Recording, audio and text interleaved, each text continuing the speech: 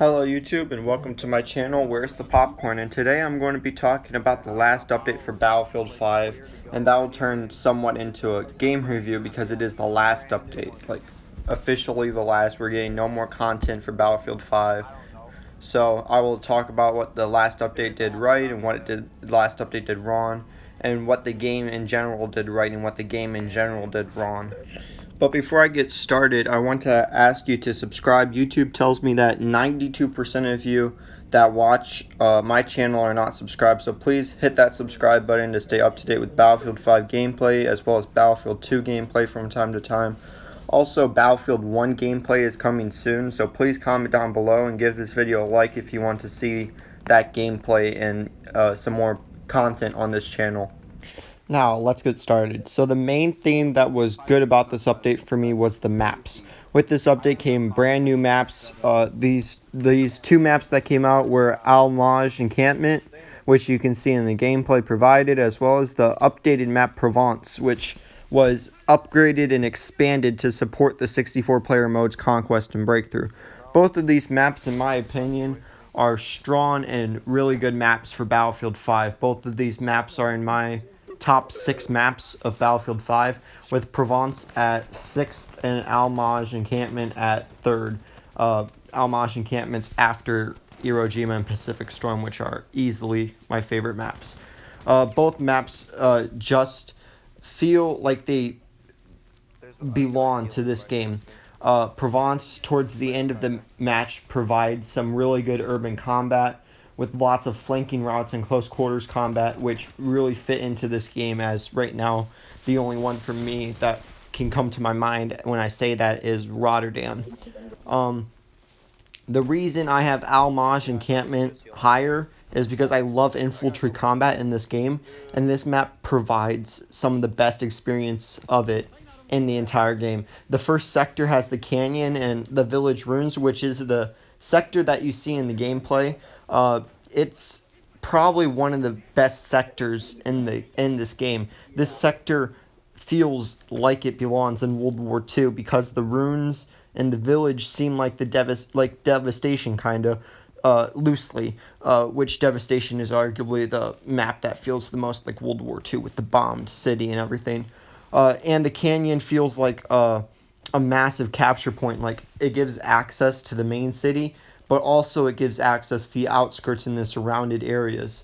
The second sector I've only played once, so I don't really remember it that much, but I know it has a town well in it, as well as some other objective that I can't remember. This sector went by so fast that it felt so easy to capture, as well as Sector 3, which is why I can't remember them that much. But Sector 4 provided some amazing combat with the airfield and the spice market and the excavation site, which all those together just felt like it belonged in this map. Like, the trenches provide for some unique gameplay in their own, and the spice market provides some also unique because it's so close quarters, but there's so many flanking routes that it's unique in its own way. The airfield feels kind of like Aerodrome and Al Sedan combined, because it's a clean one, but it's small. It's airfield. There's those bases, so it just feels like a bunch of different maps combined. So it doesn't feel too authentic to me. But these two maps feel good for the game and different from all the other notes, and it definitely ends on a high note for the end of Battlefield 5, these two maps being added to this franchise. Now, this might be controversial to some people, but I feel the worst thing that came from this update were the guns.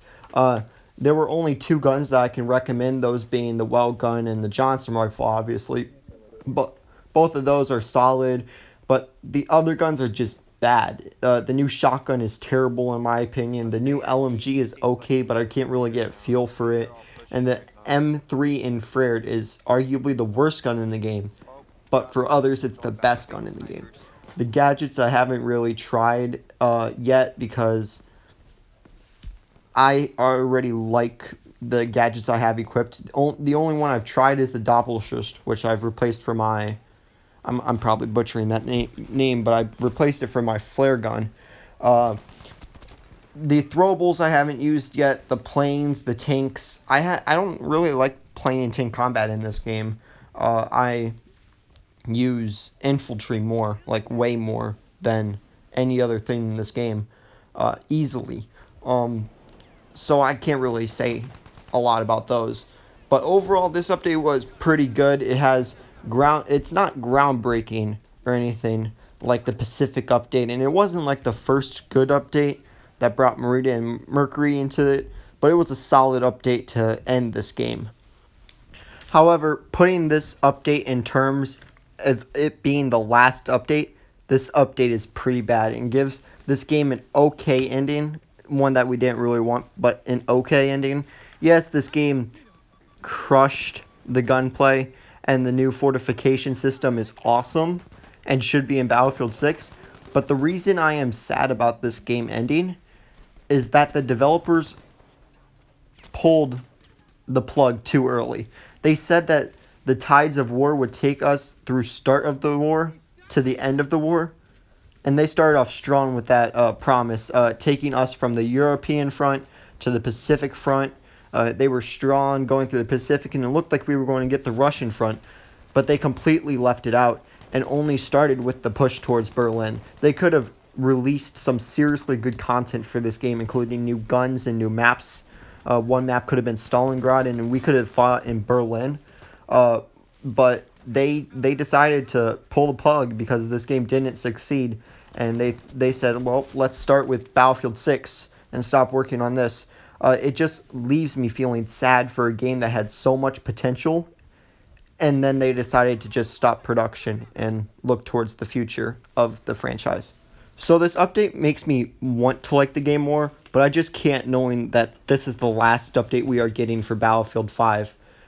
This game could have been so much more, but they ended short. This is my final thoughts on this game. Please let me know in the comments if you liked this game or if you completely hated it. Leave a like if you enjoyed, and hit that subscribe button if you want to see more. I would really appreciate it. As always, thank you for watching, and I will see you on the battlefield.